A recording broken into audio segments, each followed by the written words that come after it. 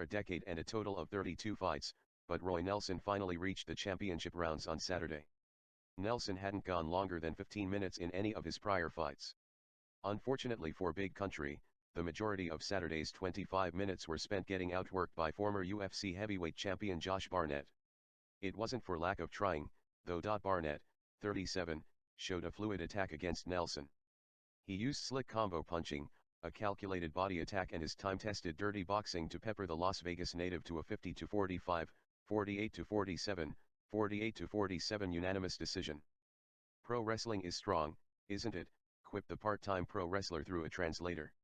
Winded, and visibly indifferent to his performance, Barnett continued, "Clinch work wasn't good enough tonight, nothing I did in here was good enough, but it was a nice starting point."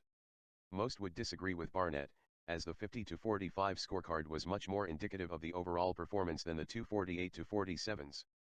That's not to say Nelson didn't have an inspiring performance, because he did. The 14-fight UFC veteran performed with toughness and grit, like always.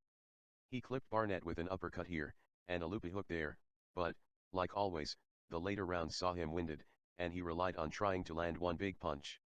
Tonight that particular punch was just out of reach, as Barnett did a masterful job of avoiding Nelson's stand-up attack, and neutralizing his reliance on one-time power shots with effective clinch work against the cage.